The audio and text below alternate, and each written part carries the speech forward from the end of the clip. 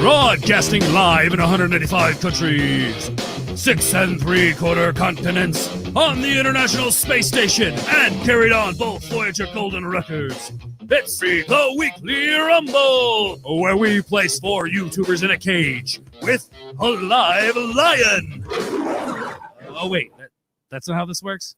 The Weekly Rumble, where we pit the wits and opinions of 4 YouTubers against each other. Well, Chris Knight dishes out the points or takes them away.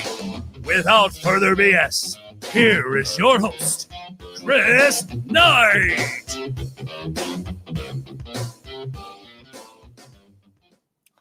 What is up, everyone? I am Chris Knight, and you are watching The Real Review 3000 here with a special Comicsgate edition of the Weekly Rumble. And with that said, we're going to go ahead and bring our panelists in here. And this is how this works, guys. I'm going to go over the rules, and then we will, at about 2 questions in, go ahead and introduce everybody, just so you guys do know. Everybody's links are down in the description below, so just remember that. And we're going to go over the rules here really quick because, you know, rules are rules, and we have to keep it, you know, legit here. So, all right, guys, how it works. Every one of our panelists has given us 2 topics. Those 2 topics, including my 2 topics, go on to a wheel of topics. That wheel of topics will pick 5 of the 10 topics out that our panelists will get to discuss.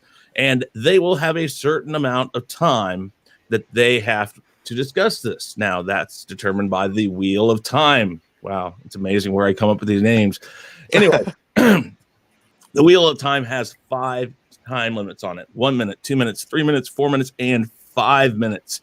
Now, if the 3, 4, or 5 minute times are spun during the course of the show, we will go ahead and take those times off to help with time, because we don't want 25 minutes of every topic. Or whatever. So with that said, each panelist will also get a 10-second response time to add something to the original responder statement. Now, panelists, you have to speak up and let me know if you have something to add, because I will not mention it again. If you have something to add, you're more than willing to, or more than welcome to do so. Now, last but not least, each panelist will get 1 mulligan. 1 mulligan that can add up to 5 minutes or take away all down to 1 minute. That's your discretion when you use it. You can use it before the 5 minutes comes up. 5 minutes may never come up. And I'm waiting here because I have a special guest coming in tonight. It's going to work with you guys. And that person's going to be on the panel too. I will go over to Twitter real quick here. And is it Arnold Schwarzenegger? Yeah. God, how did you do that? I'll tell you what, since I'm waiting on this panelist, we're going to go ahead and let you guys go around and tell everybody where they can find you, what you're about, what you're doing, all the fun stuff. Pimp yourself out. I'll use that a little less. Okay. Anyways, tell people what you got. And our panelist is here. But so what we'll do is we will do that. But I'm going to add our panelists. Our wild card tonight is Anthony from DarkGift. Hi. What's up? What's up? Now this is DarkGift. What's up? This is a first because we normally have only 4 panelists, but Anthony is going to be on the panel today too. Since it's a Comicsgate edition, we cannot go without having Anthony on. So first off, Peter, I'm going to have you go. Then Mandy, Al, Piper, then last but not least, Anthony. Go ahead and tell everybody where they can find you, what you're all about. I am Peter Gilmore. Peter Gilmore at Peter Gilmore Art on Twitter. You can usually find me on Mandy Summers' YouTube channel, where I shall be tomorrow night with a whole host of awesome Comicsgate people. Currently working on Rocket Girl and the Mole Men of Mars, which launches on Indiegogo on March the 11th. Over to you, Mandy. Like what? Yeah, so I'm Mandy Summers. I'm the creator of the comic book Wart the Wizard that is in demand right now on Indiegogo. So everybody go and check that out. You can find me on Twitter at Wart the Wizard. And make sure y'all head over to my YouTube channel at Mandy Summers and give me a sub over there. And also everybody that backs Wart the Wizard gets the amazing Sunday Follies ash can done by Anthony, who's here with us tonight. Yay! What's good, everybody? This is yours truly, Alberto Martinez, CEO of Alazmat Film and Comics, writer, author, illustrator of Street Champion, Road Warrior Drake, my first graphic novel, and the rightfully claimed leading Hispanic voice in science fiction 2020. And you can catch me on YouTube, Twitter, under Alazmat Film and Comics, and enjoy the show. Oh boy, y'all are really good at this talking thing. I'm Piper. You can find me at FizzGiggity on everywhere. Twitter, YouTube, wherever you want. I'm usually on the Graded Point 5 channel, though. I really suggest checking it out. Otherwise, artist, writer, editor, have my hands in quite a few Comicsgate things, as well as my own personal Comicsgate things, I guess, would... Doing lots of Comicsgate stuff. Yeah. Doing the comics. Yep. All right, Anthony, go right ahead. Oh, is that me? I'm Anthony. You can find me at DarkGift Comics on Twitter or DarkGift Comics Presents here on YouTube. And like Mandy said, if you back Wart the Wizard, you'll get an ash can from me, which I should have the rest of those pages into you by the end of this weekend, and it'll be all done. And they're so awesome. They're so freaking good. Oh my gosh. Very funny. All right, guys, are we ready to get this show started? Yes. Yes. All right, so this is how we determine who goes first. This is the wheel of names. It will pick the first person in from then. We'll just go down. So whoever starts, we'll go through. And then on the, we got 5 of you. So basically there will be no second spin like there normally is, since we have 5 people today. So the person who will start this shindig today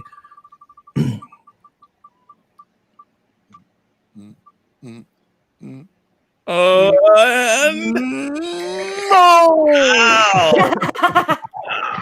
you win. How about that, Steve? Now yes. Close that. Normally I leave it open, but this is the wheel of topics. As you can see, it has all the topics on it, hence the name, So okay. Anyways, we're gonna spin the wheel of topics to see what the first topic tonight is.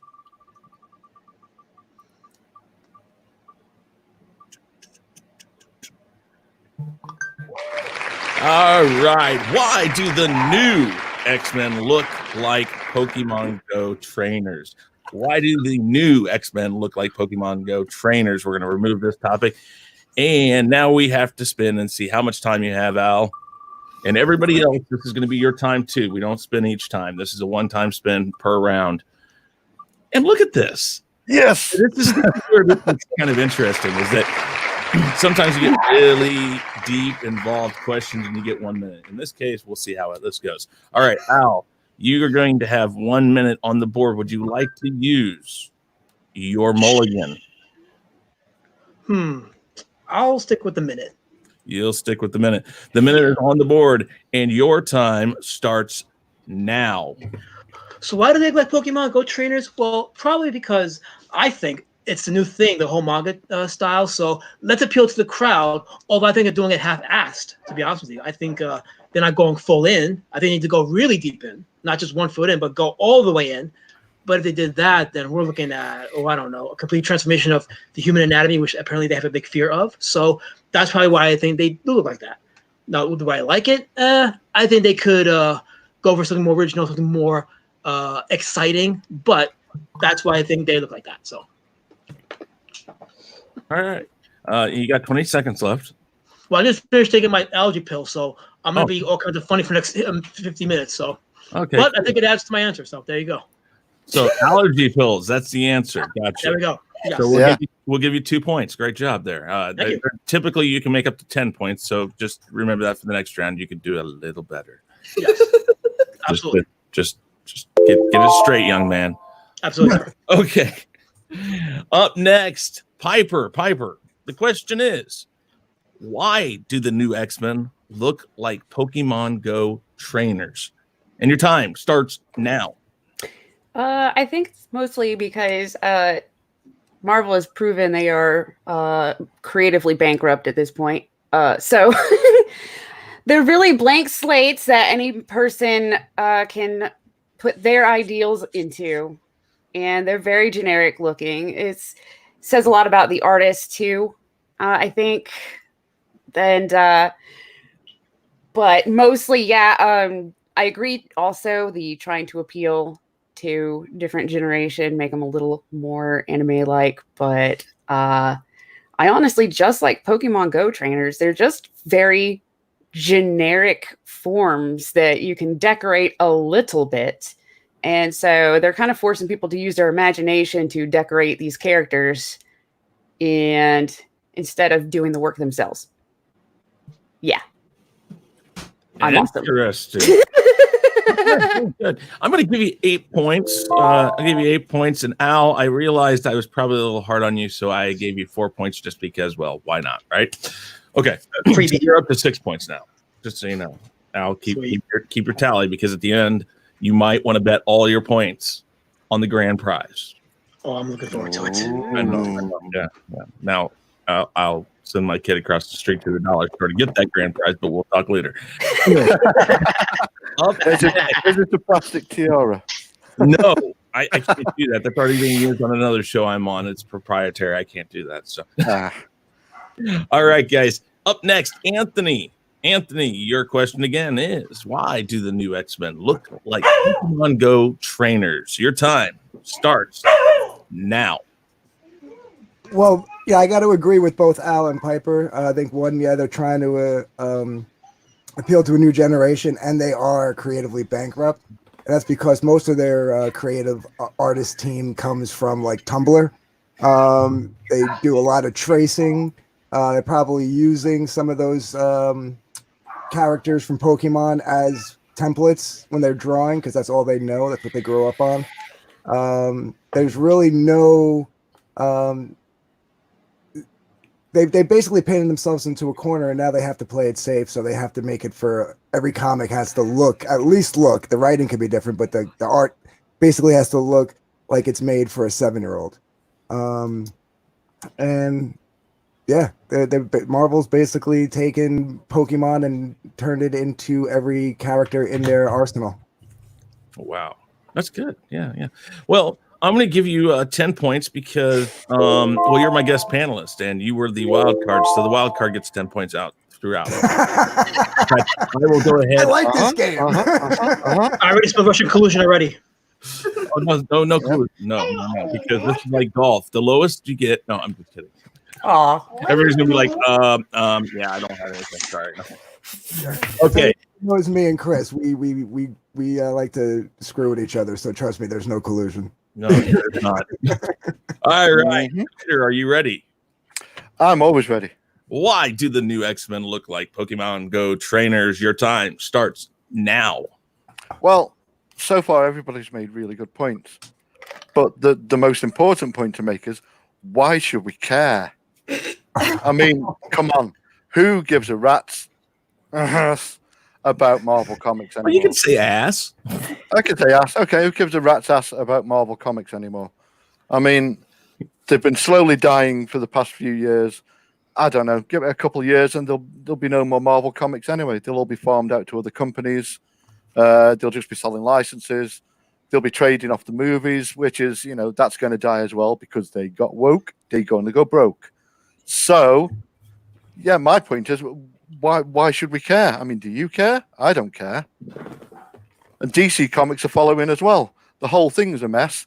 Buy Comicsgate books. Look on Indiegogo. Go around Twitter. Search the hashtag Comicsgate. Look for our books. We make better stuff than them. Forget X-Men. It's dead. No, I like the plug in there. I like the salesmanship that you have. I give you 10 points. Thank you, sir. And I finished dead on 0. Exactly. That's true. You're the first one to do that. Maybe I can give you 20 points, but no. I'm not going to be pretentious like that. So we're going to give you 10 points. Mandy, are you ready? Yes. You need me to repeat the question? Nope. So we'll do it anyway. Why do the new X-Men look like Pokemon Go trainers? Your time starts now. Okay, so basically my thoughts on this is they don't care. They don't care that they are ruining the industry. They have traded talent and skill for a mindset. They only care about the mindset. They don't care about the fans that have always loved them the way they originally looked. No, they don't give a crap about that. No, let's make them look as generic as humanly possible, because when you read the script, I'm telling you, the artists get the script and they read it and they don't even try. They just scribble down the most basic crap they possibly can. That's what it's become over at Marvel and DC, for that fact. They are trading up talent and amazing artists to do nothing more than to push an agenda. And the agenda has to be girls cannot have any sexuality to them. The men have to be as soy as humanly possible. And that's what they've done. That's what they've done to our favorite characters. And I care, but I'm not going to buy their stuff. So. Very good. Inexplicably, I'm giving everybody 10 points because I don't like to add at the end. So, anyways, we're going to go here. We're going to look up the next topic. The next topic will be, and let's see here. Next up will be Piper. You're going to start this round. We're going to go ahead and see what the next topic will be. All right. The next topic is there any is there any subject too taboo for comic books? Is there any subject too taboo for comic books? And we're going to take that off of the list and spin to see how much time you guys all have. Everybody's like watching for the 4 and 5. Yeah.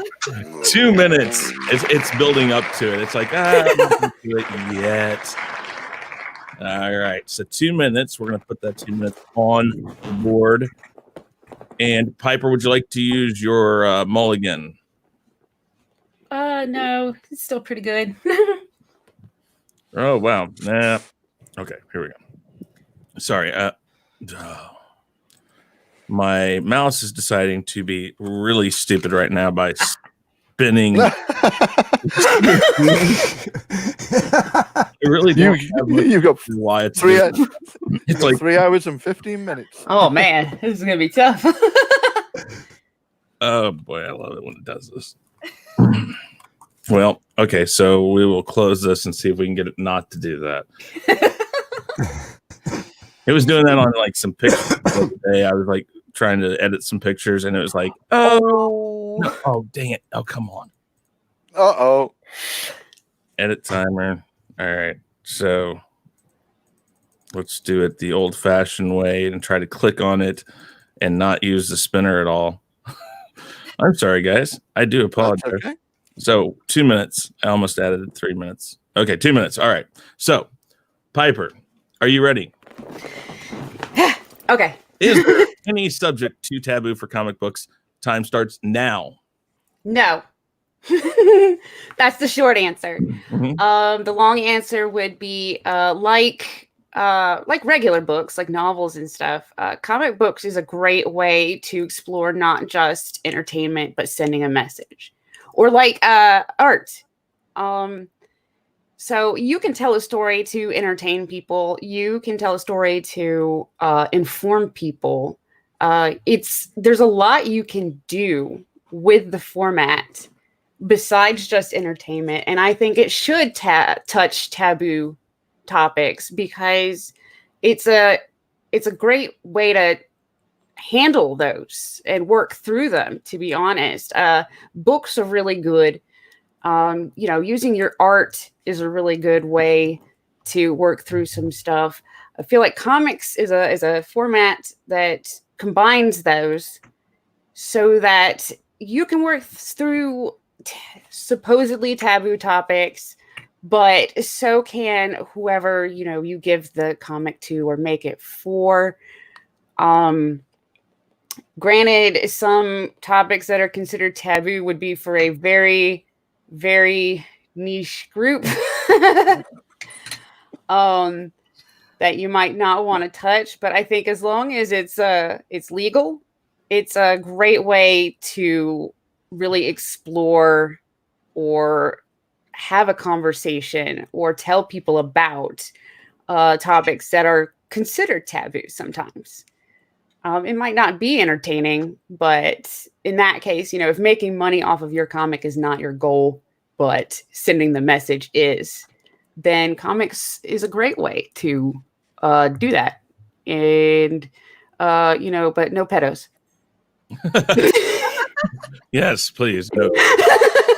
Very good, and thank you for the PSA there at the end. I'll give you 10 points for that one. All right, Anthony, are you ready?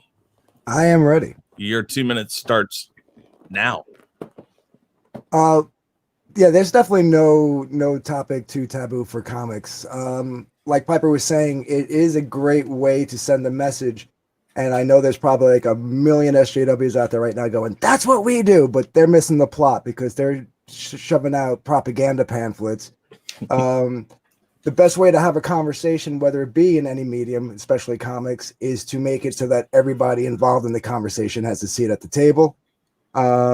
Historically, comics have already touched on taboo topics, whether it be for pure entertainment, going back to adult comics like Cherry Pop-Tart and Omaha the Cat Dancer, to Speedy's battle with heroin addiction. There's been numerous, examples of like touching on abuse and stuff like that prior to the SJW stronghold that they have now. So basically, it's just a great way to put a perspective out there, and then at the same time let people kind of play it out in their own head, in their own way, and work those issues out in their own pace rather than be dictated to. There's never really been. I feel like almost every comic, except for like a handful of runs, has always had some kind of message to explore. And I think during the 60s, 70s, 80s, and even in the 90s was where it was a little bit more fun and less political. But the 60s, 70s, and 80s basically touched on every quote unquote taboo topic that there was. And I think everybody, especially sitting here, learned some kind of lesson from it. And I think we're all better people for it. Indeed. Well, again, special guest, 10 points, automatic. You're gonna get me lynched, dude. He's just waiting for it. He knows something's up with this. Yeah, I know where this is going. You might. You might. All right, Peter, are you ready? I am. Ready. Your 2 minutes, or do you need me to repeat that question? Is there any taboo for comic books? Okay, all right. Your time starts now. Like everybody else has said, no, there's no topic too taboo. Having said that, I don't want to see stories about pedos in Marvel comics, or I don't want to see that kind of stuff in the mainstream comics with characters that sort of exist already. It's been done, like it's been said. These topics that are supposedly taboo, they've been covered by many different comics. It's the same with movies, art, literature, any of the arts. It's anything goes. There's a market. If there's a market for it, you'll do fine with it. But it does all depend on the market, I suppose. And now I'm talking myself into a hole. Awesome. Look before you jump. Yeah, and I'm going to back out of that hole straight away. What the hell? That's my alarm. Sorry. Oh, right. Okay. I thought that was I thought they were They're playing me coming off. after you. Yeah, Barbara. No. Well, to be honest, I don't really agree with censorship of any kind. So anything goes, really. So long as your comic book is marked clearly and says what it's about. I don't want to be reading, pick up something with a cute little cartoon animal on the front and then find out halfway through it's about RAPE or something. You know what I mean? Like Savage Dragon. Yeah, you don't want to pick up a copy of Savage Dragon at all. And I've got 16 seconds left, so I'm going to say my words really slowly from now on. I'm done. I'm not even going to try. That's nice. Oh, you made me laugh. 20 points. I gave you 10. All right, let's see here. Mandy, Yes, are you ready for this? I am. Is there any subject to taboo for comics? Your time starts now. So, I agree with everybody else on the panel. No, most of us in indie comics are very much for being able to not be crucified for saying what we want, for believing what we want. So I don't know what could possibly be taboo. I mean, I do agree with the guys, and I don't want to pick up a book where the hero is a pedo that can't. I don't want to read no crap like that. But at the same time, you can't stop somebody from making it. It's writing. That's what it is. There are books, novels about everything under the sun. You think about it. You can find a book on it. Piper showed me on Grade 0.5. You can find a book on anything. And I don't think stopping people from writing that. I mean, we're not going to read a lot of them, but you can't stop people from getting their ideas out there. It's also good writing makes you think, right? It opens up a new idea that you had possibly not thought of before.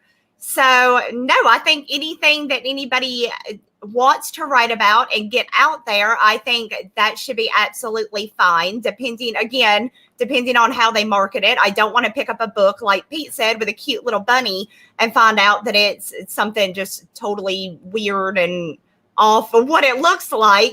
But I don't think anybody should be censored in what they believe, even if I personally do not agree with what they believe.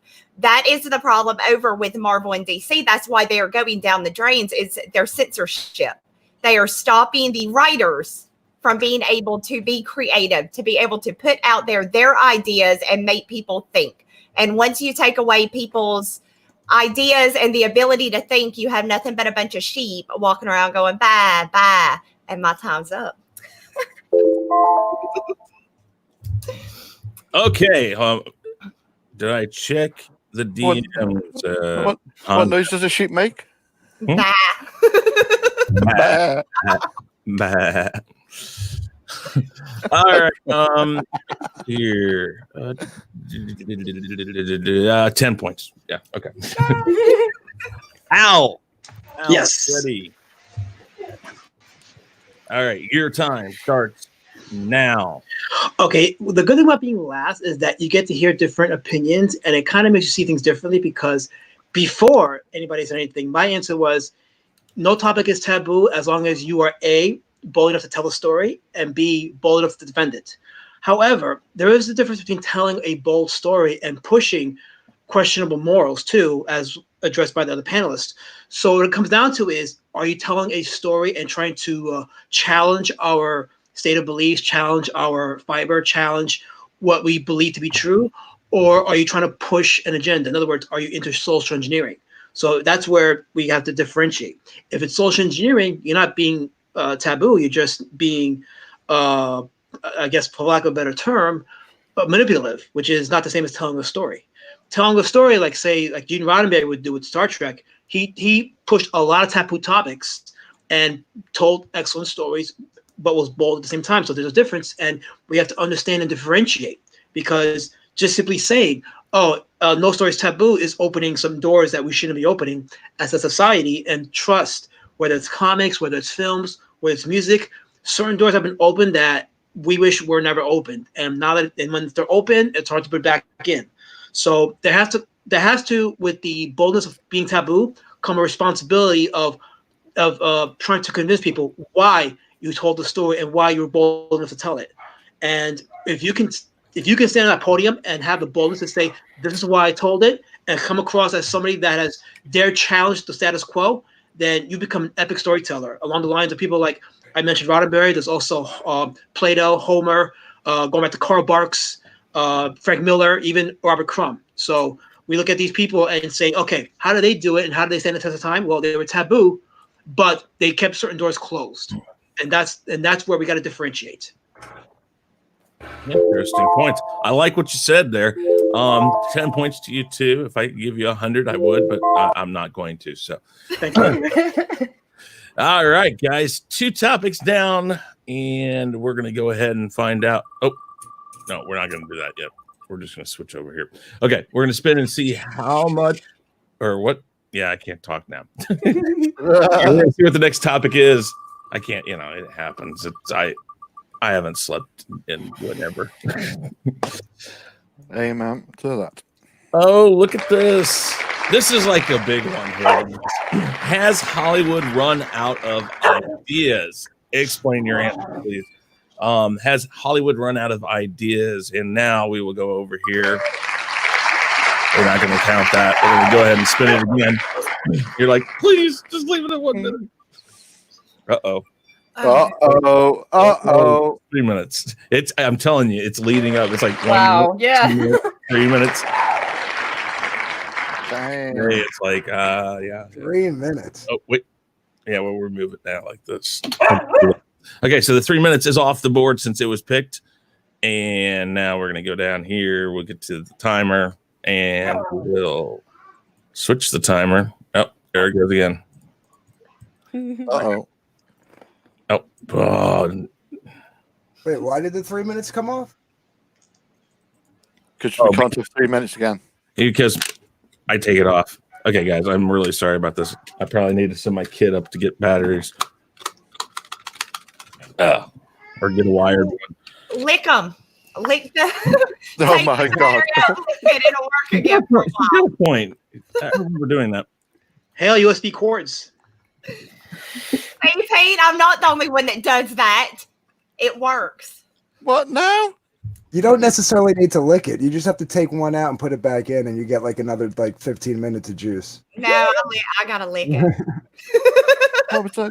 That Was that sounded Mandy. No. I'm not going to argue with that one, Mandy. You lick it to your heart's content. what am I getting blamed for? I just what? No, it's still doing it. Let's try this again. We'll go back the old way and we'll go up here. There we go. Please. Always blame me. Everybody always blames me. Oh, I can't blame you, Anthony. No, even in my personal life, everybody just blames me. So that's been the ongoing joke for like the last 20 years. Something goes wrong, blame Anthony. Mm. Okay. That's a good one from Jade Spiderman in the chat. I gotta lick it. Mandy Summers 2020. That's gonna be clipped. You'll see. Yeah. All right. First up this time is Peter. Peter, your 3 minutes is on the board. Remember, you do have mulligans. Every last one of you. Remember, if you want to add something after somebody says something, you're more than welcome to do so. And the question is Hollywood or has Hollywood run out of ideas? In your 3 minutes, Peter, start now. I think the answer is pretty obvious. I think we all know the answer to this one. And the answer is yes. Yeah, they've pretty much run out of ideas by now. The number of reboots, remakes, rip-offs. I mean, just the other day, what's his name? Taika Waititi. They announced that he's doing his version of Charlie and the Chocolate Factory. Like we need another one. But, just to prove the point that they've run out of ideas, they're not just doing one movie. He's splitting it into two. Why? Do we need the story of Charlie and the Chocolate Factory split into two? No, we don't. That 2016 Ghostbusters reboot. Come on. Do we want to talk about Disney Star Wars? I think we all know about that. Horror movies, they're just doing remakes of all the horror movies and ruining them. And I don't know how they're going to fix it. I mean, indie films are doing great, but they just need more money put into them. And it's just, I don't know, there seems to be a tiny pool of directors and writers that they keep using. And maybe that's the problem. I mean, J.J. Abrams, I think we've had enough of that guy to last us a lifetime. He should probably just retire at this point. He's got plenty of money, and he's just producing garbage. The whole lot of them. Snyder, release a cut of Justice League? No, sack him. Get rid of him. Boring. Personally, I'd rather watch a good indie film or just watch YouTube, Movies are boring. 3 minutes is a very long time also. Yeah, I mean, then you can get into the whole Marvel thing. I mean, all they're doing is picking and choosing parts from comics and just ruining them. The whole social justice movement isn't helping because you're just getting pummeled with the same old crap every time. It drives me crazy. I've not been to the theater in ages to see a movie, because why would I? There's nothing there that appeals to me anymore. When did you first realize that Hollywood was out of ideas? Like, when was like the moment you're like, oh my god, they're like dry? Oh my god, probably round about Ghostbusters 2016, or maybe before then. I don't know. Once all the reboots and remakes started kicking off, and there was a list on the internet on a website of all the sort of reboots, remakes that were coming out, and it was insane. There was like 200 odd things on there, and it was movies that you'd think, why would they want to remake that? You know, a classic movie. Why the hell would you? Oh God! You survived. You did it. I wasn't expecting that. 10 points because he just didn't realize that time was up. Yeah, I was going to carry on. Fair enough. I won't. All right, Mandy. Yes. Oh, hang on. No, before we do, but we don't need a remake of The Princess Bride either. So forget that one. Oh, they're doing it. Don't you worry. Yeah. Anyway, sorry. Carry on. Bad rumors about that. Okay, Mandy, are you ready? Yes. Here, your time starts now. Okay, so absolutely. They have completely run out of ideas, I believe. If you look at what has been coming out recently, can anybody name a original movie, something original? They're taking the things that we absolutely love and they destroy it. Like, to add on to Pete's Princess Bride comment, do we need one? No, the first one was absolutely perfect. But here's what they're going to do with it. They're not just going to come out with it and get some new actors. They're going to change it. Wesley's not going to be a hero. He's going to be like, I don't know, dealing with some kind of transgender situation while Buttercup is over here, got something weird going on in her, because it's not going to be the Princess Bride that we all loved. They have just came out, for those of you who have not seen it, I won't watch it. But yeah, the Little Women, they just came out. They ripped classic literature and changed it to fit their narrative. This book was written like late 1800s, early 1900s, and they're changing it now. And I mean, just from the preview, I could see what they're changing. They have the Ghostbusters that came out is another one that is just an absolute, complete joke now. The Marvel that they were doing, they've given up on it. And now they're going to this new plan that they're going to do with Marvel, where they have nothing original. They are pulling from video games. They are pulling from old literature. They are doing everything they possibly can to not have to have a writer that is worth a crap. So they're pulling writers from old school writers and adding their spin on it because, well, I didn't like it because of this. So let's change it. So now everybody can feel included. You can't make a movie that includes everybody. Once you do that, it ruins the movie. We've seen it time and time again. Ghostbusters, I think a remake would have been freaking fantastic. But oh no, they had to put Melissa McCartney on there talking about, her bodily stuff. Just disgusting. So, and that's what we are left with Hollywood. Every time, they're just reusing the same stuff over and over again, changing it, tweaking it a little bit to make it better for a wider audience in their mind. And all they're doing is pissing people off and making it where I don't know the last time I went to the movies at all. I can't tell you the last movie I actually went and watched, because what's the point? Even with the new scary movies that are coming out, they're just remakes, and they're crappy remakes at that. They're not scary. They don't make you think. All they do is they show a little bit of like a fingernail being ripped off and, oh, there you go. Be scared. No, they are completely and 100% out of ideas. Well, look at you. 3 minutes wasn't anything for you. Very good. I talk a lot. What would you say? I talk a lot. Well, I know the feeling. In fact, just so you know, real quick, we'll just break in and I'll tell you the impetus of the show. Where I came up with it was that me, and if any of you guys know who General Zod is out there, We talk a lot. And so I thought, what is something we could do that would actually force us to come up with concise answers to questions in a short amount of time? And this is what came out of it. And what's funny is I don't even talk in this thing. I just kind of let you guys do all the talking. So it's kind of nice to have that. Okay, with that said, we're going to move right along now. Al, are you ready? I'm ready as you are. Your time starts now. Well, I don't think Hollywood's run out of ideas. I think what they're doing is they're suppressing ideas, because we know for a fact that they get tons of scripts and stories handed to them, whether it's by zealous movie fans, agents, or even actors.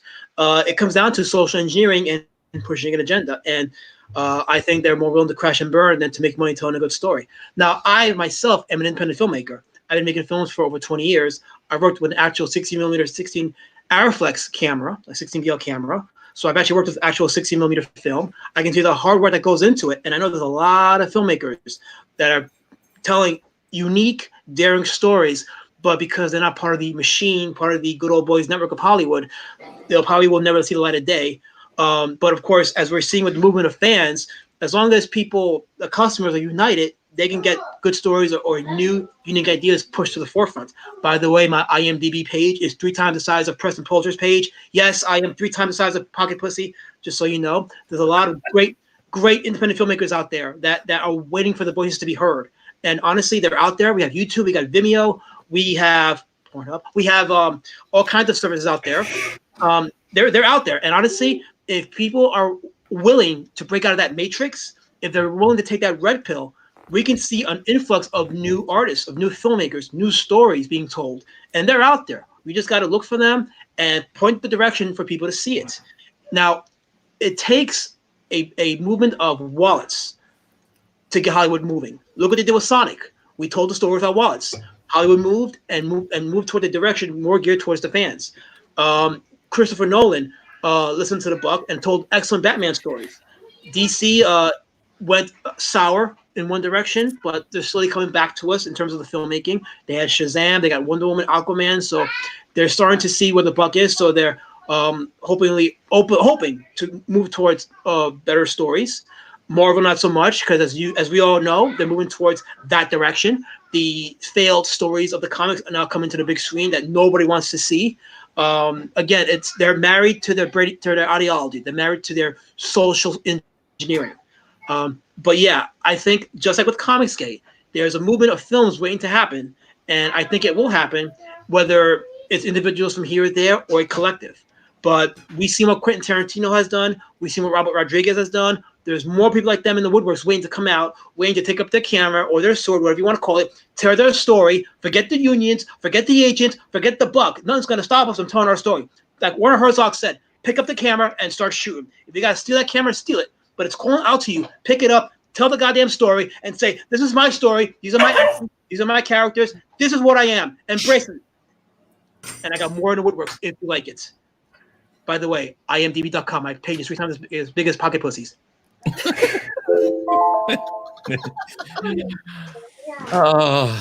If you can fit that in there, that's just a great way to fit that in there. So 10 points for sure. Sweet.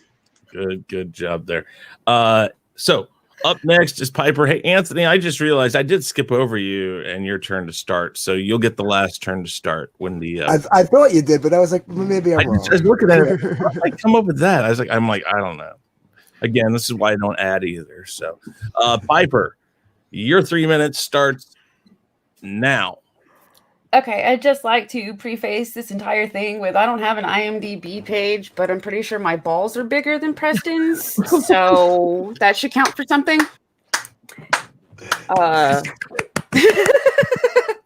We'll let you off the rest of the 3 minutes. Hollywood has definitely run out of ideas, and the problem is, it's not that the ideas aren't there; it's that Hollywood is playing it safe. They have panels now of writers writing single scripts. They are trying to push that agenda, which is pushing people out of theaters. But they're lazy because they want what they think is a safe bet, is what's happening. Instead of creating our own stuff, let's just change stuff that already exists, because then they think they will have that built-in fandom or that built-in audience. That's, what they were counting on. And that's how their marketing has been going. Well, real Ghostbusters fans will like this one. I should not look at the chat. And but this is a neat thing that I looked up. The human imagination is limited by what the brain can recognize, and the brain needs the information first. So all of our imaginations are actually kind of linked and have an ending point. Like you can't, the example was you can't make up a color that you haven't seen. And when I read that, I spent like a good while trying, and I was like, well, no, that's just colors I've seen. But that said, we haven't quite reached I know the word I'm looking for. We haven't reached the end. We haven't reached the final potential of our imaginations. Hollywood needs to pull from books again, not just what they go find obscure but interesting novels. Make those into movies. And give, independent writers a chance to shine and see their creations on the big screen. Remember when we were all excited because Hollywood was finally doing, comic book movies and putting effort into it? Mm-hmm. And it was like, oh, yes, it was awesome. Well, we're clearly sick of it at this point. Like, it's been done to death, and they're doing worse and worse because they're still banking on that initial excitement of, oh, finally. Let's do that with some novels and stuff instead. Oh, cool. That book I read back in the day is going to have a movie. There's built-in audiences there, too, that we're not pulling from at all. And it's disappointing. Yeah. That 3 minutes look easy. Mikey Woods here. Mikey Woods says they need to purpose books into movies without changing anything. Yes. While I agree with that, I do understand the need to cut things back because movies are obviously much, much more expansive than books, or books are much more expansive than movies are, unless you're talking about the Twilight series. But that's besides. Yeah, I agree there that if you fully translated one novel into a movie, that would be like a 6 to 8 hour movie. But equally, don't add bits to books that weren't there, like The Hobbit. Yeah, don't add stuff though. Yeah. Just cut off whatever you don't need to tell that story. Yeah. Well, that's because they had to make a trilogy, so. Yeah. Wow. Yeah, I never understood that. If anybody remembers back, I think it was the late 60s, early 70s when they made the cartoon movie. Oh, the Ralph Bakshi one. Yeah. They did the Lord of the Rings. I think they did in a trilogy, and then they did one for the Hobbit. So there was 4 movies, if I remember right, or it was a long. Lord of the Rings. They only did the first 2 books of it because they wouldn't let him do any more. Yeah. Those I really think those were really good.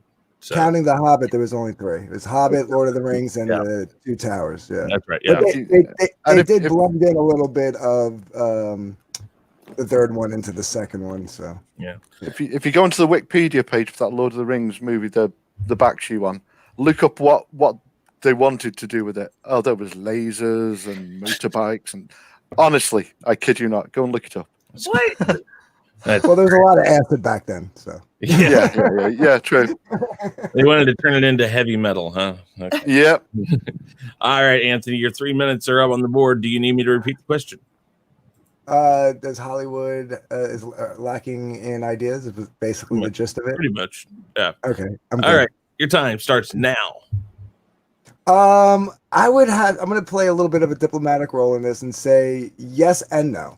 Hollywood as a whole has not run out of ideas, but the machine, the one that keeps the engine running, they have. And I wouldn't even say they ran out of ideas. They're just playing it safe.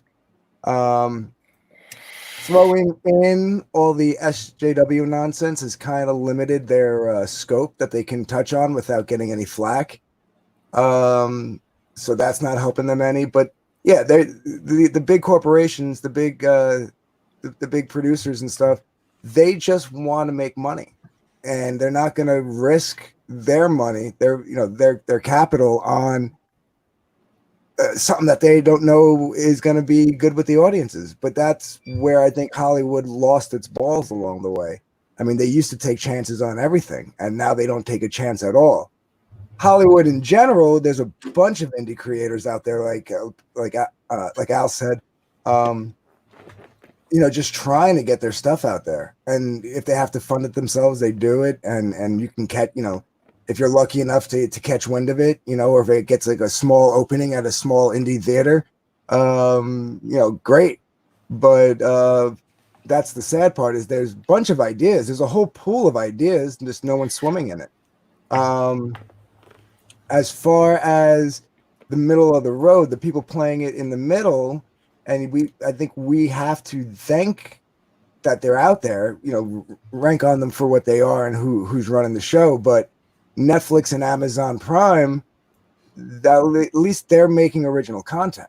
It might be shitty content, but at least they're trying. And I've seen some gems. You flick around, you throw some on, and you're like, that was crap. Oh, that one was good. So they're out there. It's just the problem is we as the consumer have to go find it now. Where it used to be just given to us, like, hey, come check this out. And it's not like that anymore. It's sad that the people who are making the original content have to go through so much to get it out there, and we have to do the work to find it, and Hollywood wants nothing to do with it. And overall, yeah, they're or let's put it this way, they're not out of ideas, they're just not using original ideas. They are just banking it safe. Though I do have to say I disagree with one point. Somebody was talking about horror movies. There are a lot of good horror movies that are out there now. You just have to, you have to go find them. Tons of remakes, tons of bullshit, but if you find them, you'll catch a good horror movie any day. So when you say the horror movies thing and you had to go look for it, are you saying then possibly that these things aren't being marketed properly? Is that more maybe what's happening with a lot of this stuff that might be good? Well, yeah, that, and like I said, a lot of it is being done by people footing the bill themselves, whether it be an actor who opened up their own production studio, and their marketing budget isn't what Universal or Disney or Sony have. So the marketing isn't getting everywhere. I got you. All right. Oh, there we go with the damn time again. Okay. So let's see. We got 2 more to go. Anthony, you'll get the last one. And we're going to go ahead and let Mandy start this one. Mandy, what was my points? Your points? You should already know what your points are. You're the guest. You're the wild card. You get 10. He's gonna take them all away. You think you know everything, don't you? All right, here we go. We're going to get the prize, and the prize is going to be an enema kit. Now that you talked about that. All right. Who is the one comic book artist or writer, dead or alive, you would like to sit down and create a comic book with? All right. All right. The one comic book artist or writer, dead or alive, you would like to sit down and create a comic book with. Okay. All right. So now we will go over. It's not going to be 1 minute again. Here we go. Spinning the wheel. And remember, you guys all have your mulligans still. Oh, yay. 2 minutes. 2 minutes. Oh. All right, so we will bring up the temperamental timer. Okay, I think I'm going to have to take a mulligan on this one, but I don't know that I can talk about that for 2 minutes. Really? But not without really kissing butt. She can't say Rob Liefeld for 2 minutes. You realize there's 5 and 4 minutes on the wheel still, right? Oh. One more. There's one. Yeah. Okay, no, never mind. Leave it. I got a better chance with 2 than I will with 5. Leave it. All right. 2 minutes. 2 minutes is on the board, and your time starts now. Okay, so I know, like Pete was saying, he thinks I'm going to say Rob Liefeld because I am a huge Liefeld fan. But here's the thing. I wouldn't want to make a comic book with him. The one that I feel like I have the most energy, the most connection, the one that would be the funnest guy for me to write a comic book with is Billy Tucci. I feel like him and I could have a freaking blast, writing up comics and watching him draw it. And he is so freaking incredible and so talented. And the promotion for this thing, can you imagine how much energy would go into this, doing the conventions with Billy Tucci? We could be dancing. Oh my God. It would be like the funnest thing like ever. Billy and I we kind of, we have that energy, and it would absolutely be fascinating to be able to work with him on anything. So, Billy Tucci has She. I just seen it. It's coming out soon. Everybody should go and check that out if you have not checked his book out already. I didn't get to work on it with him. He asked me, and I was like, oh, Billy, I'm just so busy right now. I can't, hon. So, I wasn't able to work on She with him this time. But I'm hoping that one day that will change. And, me and Billy will be able to do a book together because I absolutely adore him. He has crowdfunded comics. He promotes everybody. No comics left behind with Billy. So, I think Billy and I could do just the most amazing book ever. So, of all the people in the world who have done comic books that I could work with, being Stan Lee, Rob Liefeld, even John Malin would be fun to work with. But I think me and Billy would be able to produce a really fun and amazing comic book together. So definite Billy Tucci. There you go. That was an impressive stretch of time. That's all I have to say. That was an impressive stretch of time. That's nice. And since this is basically just an opinion and is what you want, there's no way you can get less than 10 points. So I'm giving you 2 points. No, I'm giving you 10 points. All right. Al, are you ready? I'm ready for my 10, sir. You're ready for what? We're ready to go. Oh, I was just going to take 10 from you. I mean, I'm charitable. I'm charitable. Okay. So, do you want to use your mulligan? No, I can do this in 10. I'm good. Okay. I mean, I've been 2 of my phone. Yeah. Your time starts now.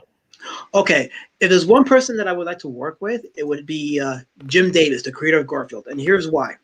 Because this is a man that, honestly, I think he would definitely align with Comicsgate, because he himself said the key to his success was no politics, no agenda, just telling a sweet, simple story. And I know that man somehow is able to channel the burdens of his life and the complexities around him and somehow create something simple and tell a universally loved and universally liked story. And that takes, how would you say, the harnessing of your own personal demons, the harnessing of your own specific desires to create something that you know is going to resonate within the universality of people. And I myself have issues sometimes being general like that. So I know that I could learn from someone like him, especially considering his experience and the stories that he himself might be able to tell with his personal life.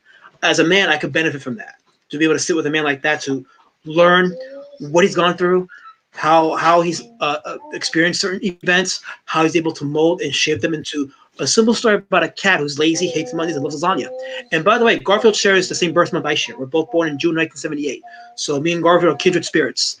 And another reason I want to work with Jim Davis because of that, because I think somehow, some way, he somehow channeled my inner self when he created that cat and created a story that I knew that for as long as I'm alive, I would still enjoy to this day. Like, you look at my bookshelf, I still have Garfield comics from the 80s. I had these strips from the Troll Book Club. I had the most of the well, not most, but I have quite a few of the strips from Sunday mornings. Let me tell you, it takes great skill and great harnessing of humor and burdens to tell a story like that still to this day resonates. And to me, that's a gift that very few people have. And I commend Jim Davis for that gift. I think that's excellent. I love Jim Davis, and you're absolutely right. Very few comic book strip writers. There's some out there, but very few can actually get you to hear that voice that character has every time you read it, because you know without a doubt. Like especially with Garfield, that deadpan, you know, just the way he was, it was perfect. So up next, Piper. 2 minutes on the board. Would you like to use that mulligan? No. No. 2 minutes, and your time starts now. This was really hard to pick. I was thinking on it a really long time when I saw it pop up before. Because there's so many people that I would like give a leg to to freaking work with. So I decided to go an unexpected route because a lot of this seems to be, you know, people sucking up and talking about their favorites, you know, and kissing butt.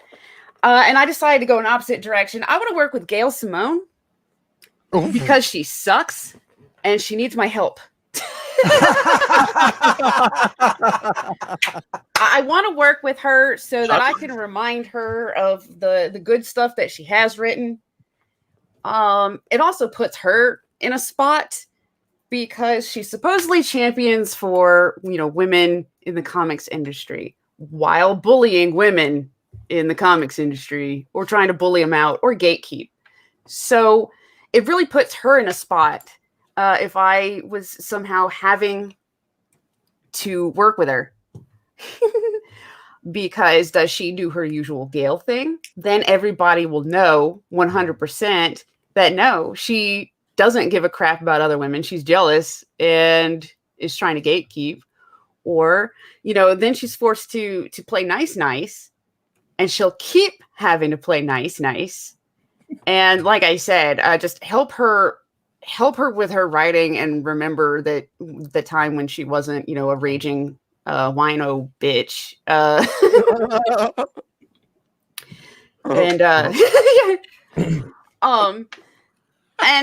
And maybe, you know, maybe we can be friends again. Who knows? Or I could just, you know, replace her or something. Maybe. Just to know we're There's definitely an agenda in that answer. If I could give you more points, which I guess I could because this is my show, but I won't. You get 10 points. Oh, okay. Don't worry. It gets better here on the last question. Trust me. The points get much better than the 10 points. Trust me.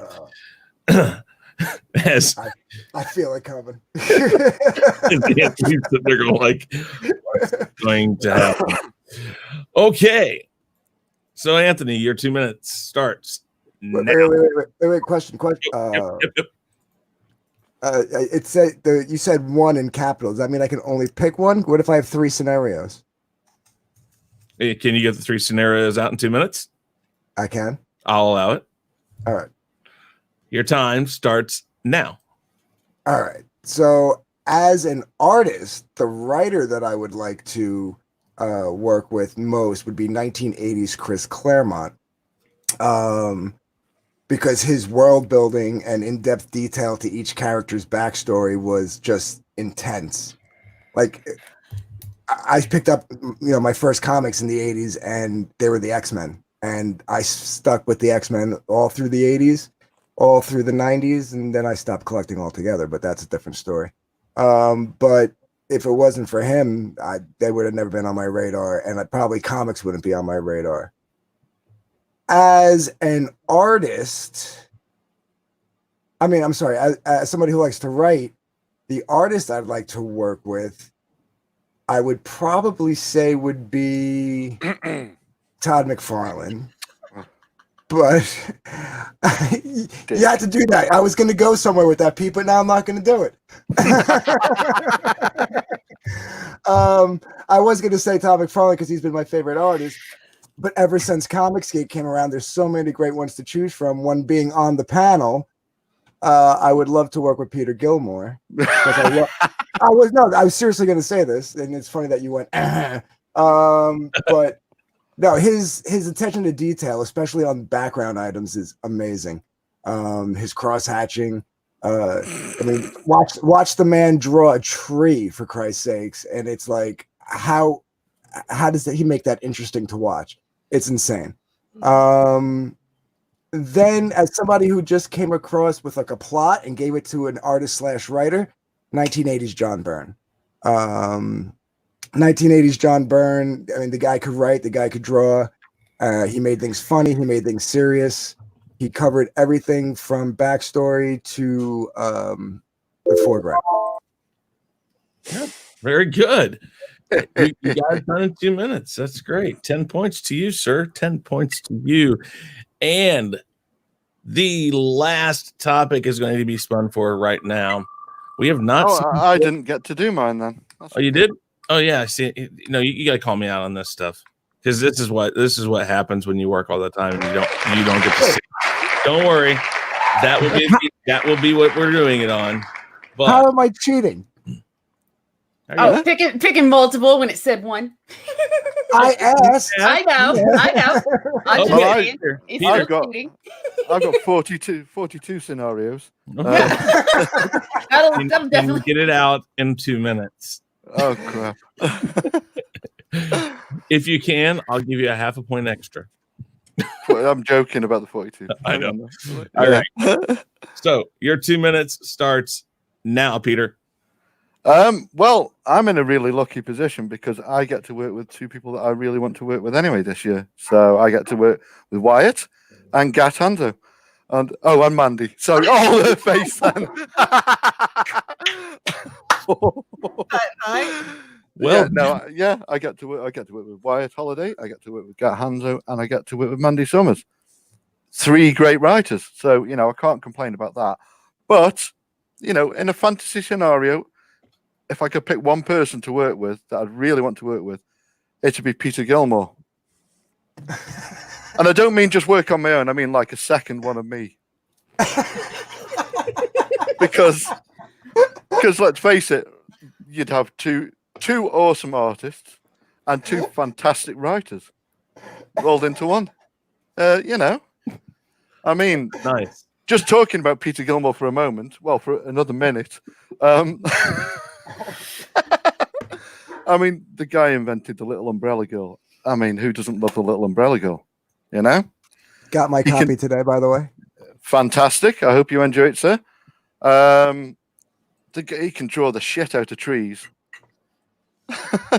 And dinosaurs. He's pretty damn awesome at dinosaurs.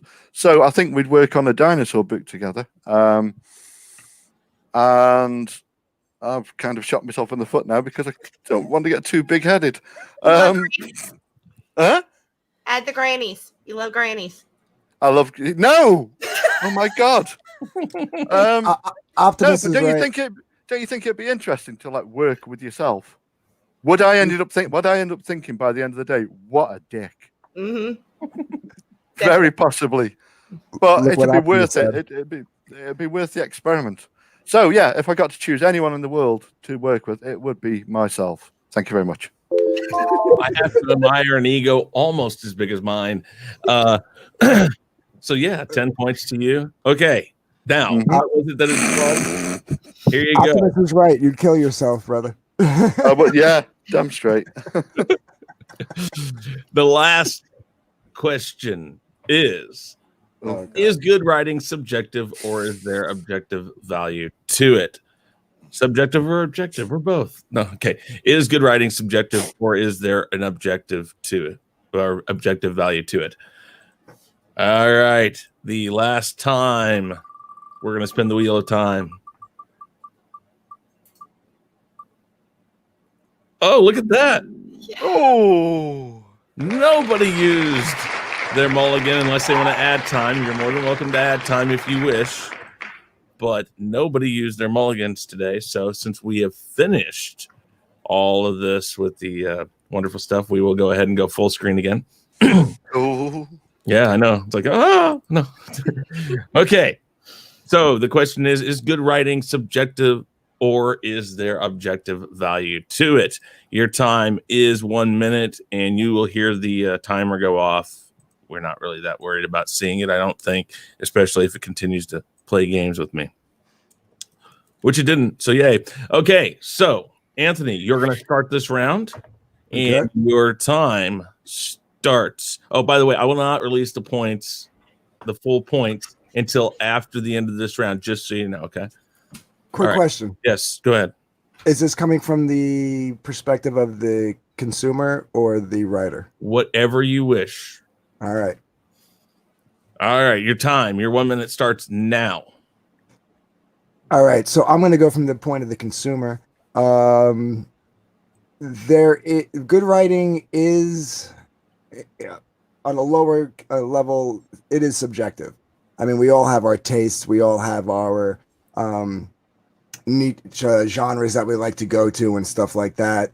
Things that we like to see with certain characters and how we think that world building and character development should be. That being said, I think there is an objective way to look at it. I mean, obviously, a lot of study has gone into literature over the course of the centuries. And I think that at the end of the day, there needs to be a formula, for a certain genre, depending on what genre you're going with, there is a certain formula that coincides with it. There is a way for you to get your point across without being overly verbose, and at the end of the day, go ahead, finish. I was gonna say at the end of the day, that was actually gonna be my last sentence. At the end of the day, there's a way to do things so that everybody can kind of follow along. Good. All right. So up next, Peter, you're gonna go. Woohoo! And your time starts now. Yes, writing is good. Writing is subjective, obviously, especially with things like comedy, humor. It all depends on your taste, your sense of humor, things like that. It's an objective value to it. Is that what the question was? Yes. Yeah, I guess so. I can't say I thought about it too much. Kind of mulligan halfway through. No, that had time. Damn it. I mean, for me, basically, when I look at someone's writing or whatever, I just take it on face value of like, do I enjoy it? Don't I enjoy it? I don't really think about it too much. So there you go. I'm done. I can't think of anything to say. I'm sorry. I got completely distracted by a DM from someone. Sorry. Wasn't me. Wasn't you. All right, Mandy. Yes. Your time starts now. Okay, so I think kind of both. I mean, there is an objective value because, I mean, anyone can just put sentences together and fill a page. Anybody can do that. It takes no skill to just string together sentences and put them on a page. Anybody can do it. But at the same time, I think, the authors and the genre, that those are subjective, depending on what you like, what you're into. But I do think there is a basic formula for no matter how you are writing something. There has to be a beginning, a middle, and I mean, it goes back to what we all learned in second, first grade of how to write, how to build on writing and stuff. So yeah, I don't think it's one or the other. I think you have to have both to be able to actually do it and do it well. You have to know about what you're writing about, and you have to know how to write. So yeah, pretty much both of those things, which is what is in Wart the Wizard. You get a little bit of everything. Awesome. All right. You ripped off my answer. He's allowed to. Yeah. You're the guest. You got more points than me. Hush it. All right. Let's see here. So up next, Al. Your time starts now. So there is absolutely objective value to merit. The question is not discussing personal taste because I like my share of crap, but there's absolutely objective value. Case in point, The Last Jedi. The plot of the film involves a slow space chase scene involving a little cruise ship and a gigantic Imperial ship. Now, we know for a fact in Star Wars canon, especially in the canon of these crappy Disney movies, they have Star Destroyers. The whole film would have been over in a minute if they had just had a Star Destroyer, light speed into that moment, blast that resistance ship, end of the film. But no, we had to be convenient with the plot to stretch the story out and create a nonsensical plot which goes against what we already know about the villains. That's an example of poor storytelling, because very simply, the film would have been over very simply by having the villains exercise their already visible utilities, which they did not do. Why? Because plot convenience. That's bad storytelling. That's bad writing. So, but that's a case of plot over story. So yes, there is definitely objective value. Okay. Well, that and they ripped off Star Trek Wrath of Khan. So. Yeah. And mine the whole point of Star Trek Wrath of Khan was a long chase scene. Was Khan chasing the Enterprise on low fuel cells. Yep. So they basically just ripped off. But here's the thing, though.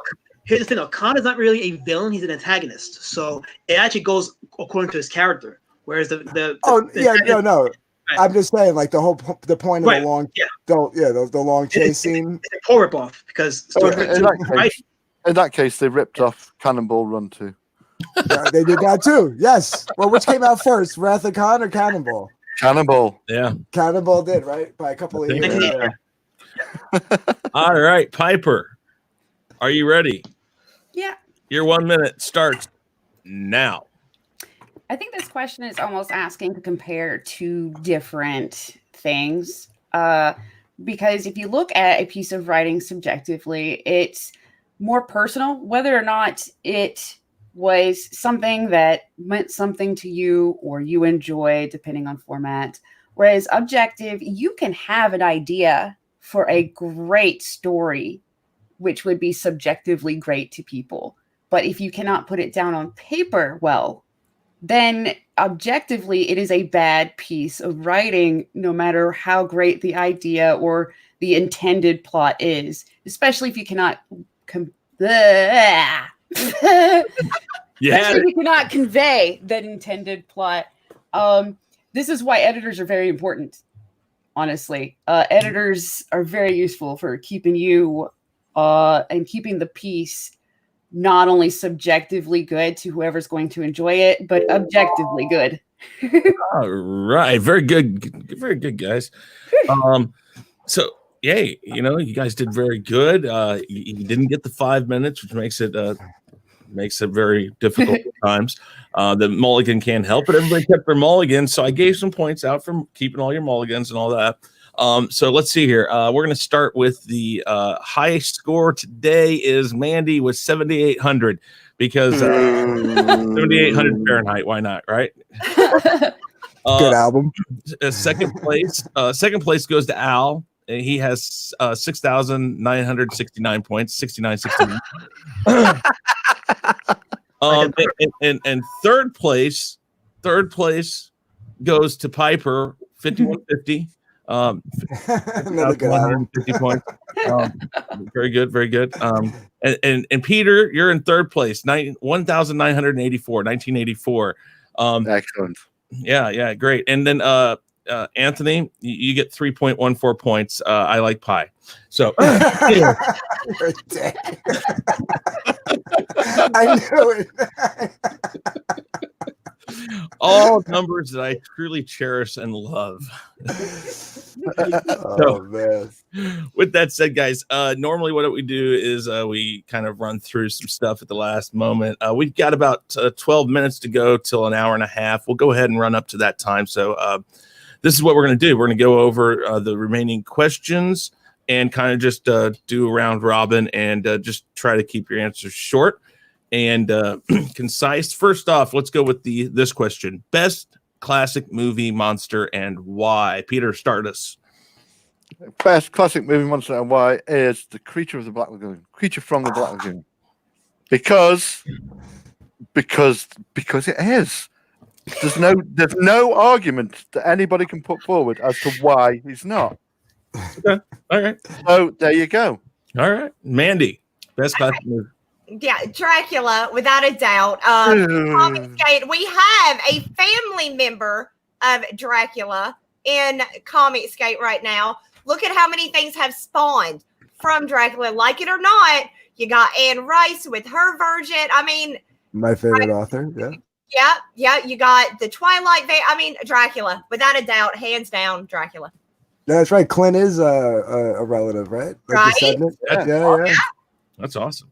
All right, Al. Well, to clarify, he's a descendant of Bram Stoker, not actually Dracula. Yeah. I like to say Dracula because it makes him sound more. I like to think now that he bought a coffin. That's where I like to pretend that that's what's going on, because believe me, if I found out I have that bloodline, oh, there'd be so many changes around here with how I handle stuff. So yeah, sorry, go ahead. Al, go ahead. Best classic movie monster and why? I want to put Godzilla to the side because that's a whole different category, but I'm going to say Frankenstein because the complexity of the creature, the German expressionism of the filmmaking, and the fact that it was made during the pre-code era, so anything went. So it's a superior storytelling, superior cinematography, and a very complex creature. Awesome. That would have been my second choice. Yes. Ew. And Piper, people seem to know what you're going to say already. Wolfman, because he can kick the ass of all the other classic movie monsters. He can beat them all up really easy, kill them, whatever. Nope. Yeah, he can. Shit. You got to remember that this question was supposed to be about the classic, Universal, it's supposed to be Mummy, Wolfman, Frankenstein, and a couple of Dracula that came out. It just spend the whole night dragging his butt around on the floor and licking his balls. Oh, Piper! No, there's no movie where he has worms, so no. You know he does.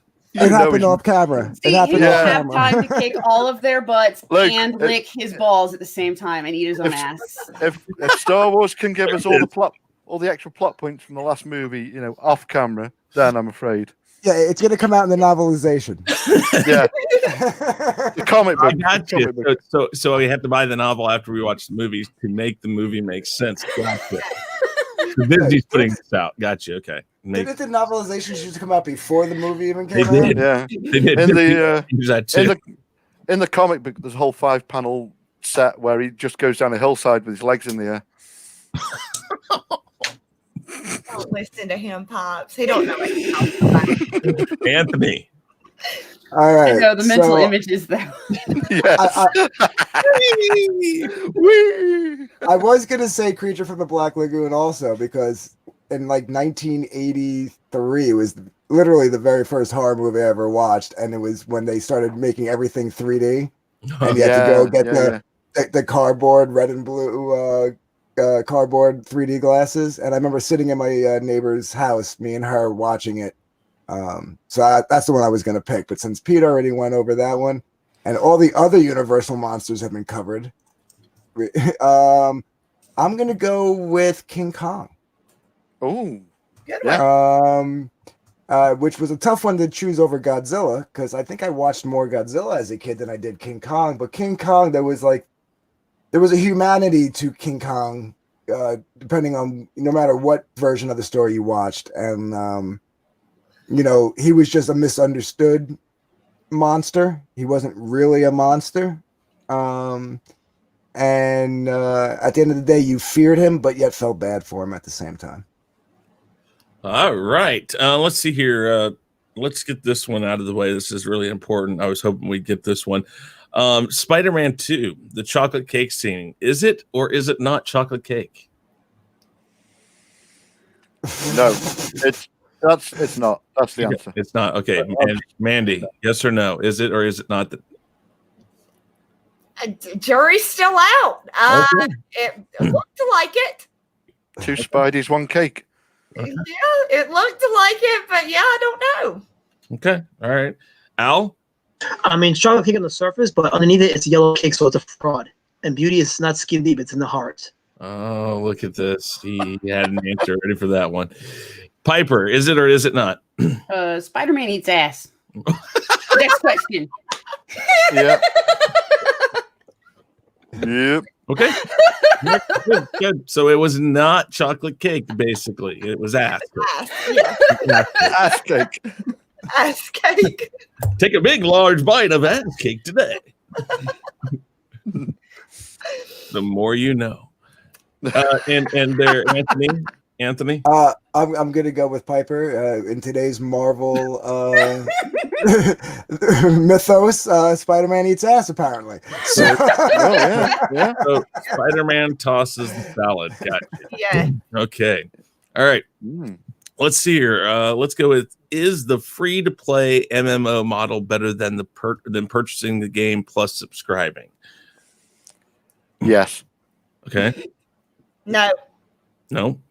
I do not like the pay to play thing. I don't like it. I don't like having to bug my parents to, hey, I need to build a pig pen in Farmville. Can y'all send me some?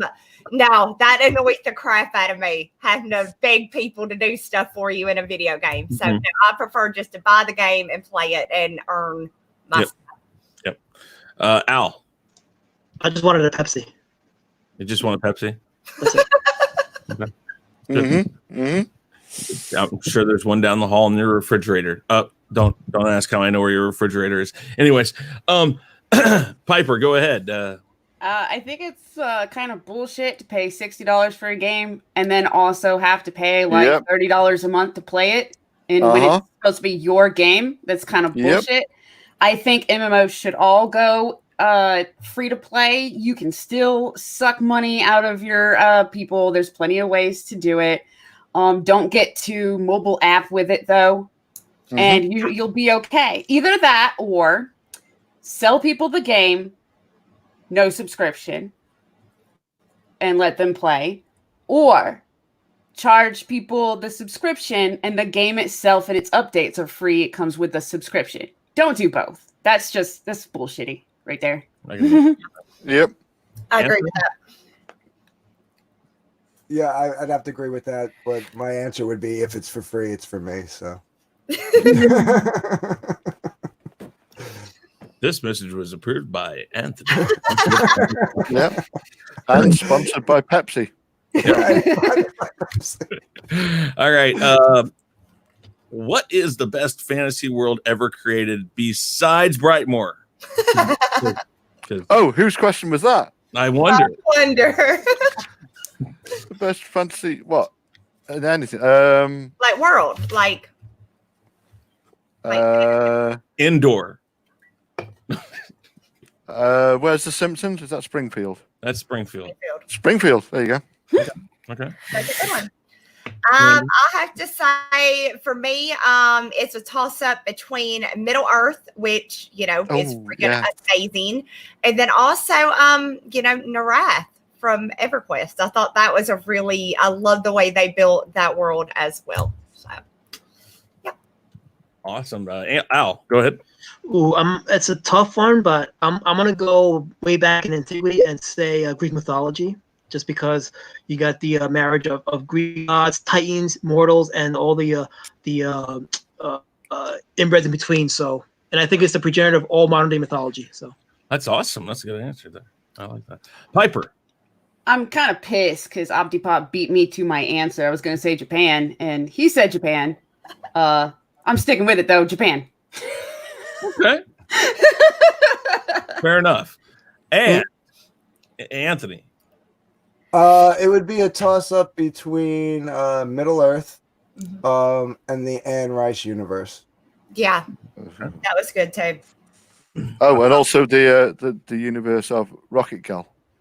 Oh. Right? Well, That's that a great- remains to be seen as far as I'm concerned. Oh, wow. I'll tell you this, if you've ever been in New Orleans for extended amounts of time, the Anne Rice universe is not fantasy; it's real. I think that's why I like it, because I went down there for about 2 weeks and like just got a taste of it. Yeah. When you live near it and you play down there all the time, yeah, it's cool.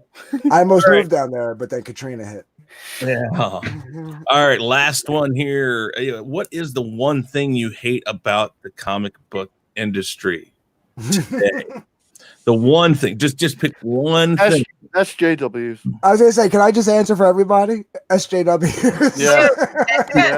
You see, I figured with the way the Comicsgate is, that was the answer, but I just thought I'd ask it anyways. Yeah. Okay. And She-Hulk. Don't forget She-Hulk as well. She-Hulk. Oh, She-Hulk. Yeah. That's Feminism sucks. Don't even get me started on She-Hulk. Oh, No, that's SJW's messing with it too, though. True. Cable. I gotta tell you, for as good as the writing itself is, turning the X-Men into like segregationist villains. Like, what the frig? Yeah. Yeah. So yeah, The SJW. writing's good, but it's Well, last I heard, Cyclops and Wolverine were doing some integrating, so it doesn't. We don't win either way. it's going to become a foursome now. Didn't you hear? The White Queen's going to get involved. Oh, So now it's going to be the White Queen, Jean Grey, Cyclops, and Wolverine all banging together up on the moon. Oh, wonderful.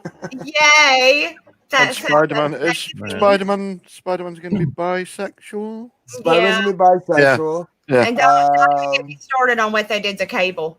Why does he look like that, y'all? Oh my God. Because they tried to combine like X-Men and Cable into one or something like that. I don't know, but oh my God, I can't. I can't even. The things I have to say are too crude for YouTube to allow it. So I can't with that. What they did to my favorite character. Later on in Weekly Rumble. Wolverine's my favorite character. Okay, so what we're going to do now is we're going to go around the panel one more time. Everybody tell you the panel, or everybody tell the chat and everybody that's going to watch this afterwards where they can find you, what you're all about, what you're working on, anything like that. And Peter, we'll start with you again. Go ahead. At Peter Gilmore Art on Twitter, or you can find me on Mandy Summers' YouTube channel. Currently working on Rocket Gal and the Mole Men from Mars, which launches next week on March 11th. And over to you again, Mandy. Happy birthday to me. Happy birthday to you. Oh, it's your birthday. Oh, it'll be the 13th. Yeah, so Yay. 2 days after you launch, I'll be able to get. Well, that's the day you've got a present already for that. NASA's launching his book. Who's launching their book? NASA. Remember NASA? No. Yeah. He's launching a book on. He's launching yeah, he is. Yeah. He came back to comics. It's his return. Oh, jeez. Yeah. Way to ruin my birthday, Pete. So yeah, like what? I'm Mandy Summers. You can find me on YouTube at Mandy Summers, on Instagram and Twitter at Wart the Wizard. I have a comic book, Wart the Wizard, that is now in demand on Indiegogo. It's not going to be up too much longer. We're about to start printing and fulfillment. So everybody go and check that out. Go sub over on my YouTube channel. We are always talking to new and upcoming artists and creators on books, and just, checking out all of these amazing Comicsgate books that are going on. So yeah, and also check out Nan the Necromancer by John Hayes Art that is on my campaign, and every backer will be getting Sunday Follies by the amazing DarkGift Comics down there. So yeah, that's where y'all can find me. All right. Al, go ahead. Al. Sorry, my mic was muted. Okay. Check out roadwarriordrake.com. If you sign up for the mailing list and back the graphic novel, you will get a free coloring book, which will come when you back the graphic novel. So you get 2 books for the price of 1. You can find me on YouTube under Alazmat Films. Help me get to 1,000. All grades of nice, good content coming to my YouTube channel. Find me on Twitter, on Instagram. And as per the earlier question, if you go on my Patreon page, become a patron, you will see some of my exclusive feature films as well as behind-the-scenes videos or what have you. So support this independent filmmaker as well as this up-and-coming artist. I could use your patronage and I could use your support, and help me support other artists as well. I'm all over the sphere on YouTube and Twitter, so check me out. All right. Piper.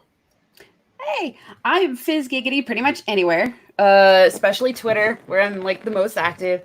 You can find me also on the Graded Point 5 YouTube channel.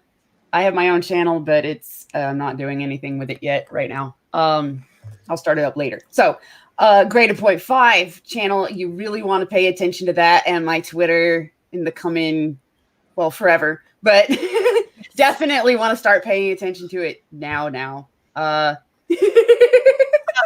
get this right. Get it right. I didn't mess up as bad as I did the first time. But yeah, y'all can figure out how to spell Fizz Giggity. Good luck. Good luck. Down in the description below, guys. Everything's down in the description below. All right. Well, I like saying it. Sunday. I think you're really supposed to pay attention to the Graded Point 5 channel, I think. Sunday. You don't know what's going on, do you? I do a little bit. I'm just so busy that I'm always like the last person to know. Yeah, one Thanks. job. Well, that's okay. I don't know either. I just wanted to make it seem like you were bad because you didn't. I have no freaking clue. All right, Anthony, go ahead. Yeah, you can find me here on YouTube at DarkGift Comics, where I talk about comics. DarkGift Comics Presents, excuse me. Talk about comics and play my guitar a lot. You can find me at DarkGift Comics, no presents, on Twitter. DarkGift Comics Presents Midnight Images on Instagram and Facebook. And if you are so inclined and you follow that link right below us where it says chaoscentral.com, you will find 2 articles by me and a third one coming out as soon as I'm done with the Ashcan Sunday Follies for Mandy. So, Well, guys, again, I'll make this really quick and simple. I am trying to get to 1,000 subscribers. Currently, I am at, I think, 915. Around there, so we're getting really close. But 916, wow, that's amazing. 916 right now. So guys, if you haven't subscribed, please look around the channel. Please think about subscribing. If I get to 1,000 subscribers before April 12th, 2020 or 4/20/2020, depending on what you're into, these books right here are a possibility to win if you go to my Twitter at ChrisKnight5150 and like and retweet my pin post. These 3 books are going out to somebody who is on the Wheel of Names for this. And the Wheel of Names right now is at about 100+ people. So you guys have all been really cool with helping me out with that. But also go check out all the panelists that were here today. Peter, Mandy, Al, Piper, and Anthony. Make sure you check out everything they're doing. Help support Comicsgate because it's really important that we get good stuff out there again and not this crazy transsexual transvestite stuff that ass eating Spider-Man. Exactly. Yeah. Be crazy. Say no to eating ass. sweet transsexual. That's right. Transvestite. I didn't want a chocolate cake. I didn't want any of this adult stuff. With that said, I am Chris Knight. This has been the Real Review 3000. Make sure you check out chaoscentral.com down below. Go there. Lots of good stuff on there. And we're trying to get more people. If you're interested for writing for that, if you're interested about coming on the show, you can tweet me. My DMs are open, so you can tweet me at ChrisKnight5150, or you can email me, ChrisKnight at the Real Review 3000. That's all down in the description below, along with everybody's stuff. Check it out. Everybody say goodbye. Goodbye. Bye. Bye, everybody. Hey guys, thanks for checking us out. Be sure to subscribe to both channels, and make sure to check out our friends in the Fandom Minutes. You can find us on YouTube, Twitter, Facebook, Instagram, and BitChute. And you can also send us an email at Sean@SeanStackhouseReacts.com and ChrisKnight@TheRealReview3000.com. And be sure to swing by our Teespring store to pick up some awesome merchandise.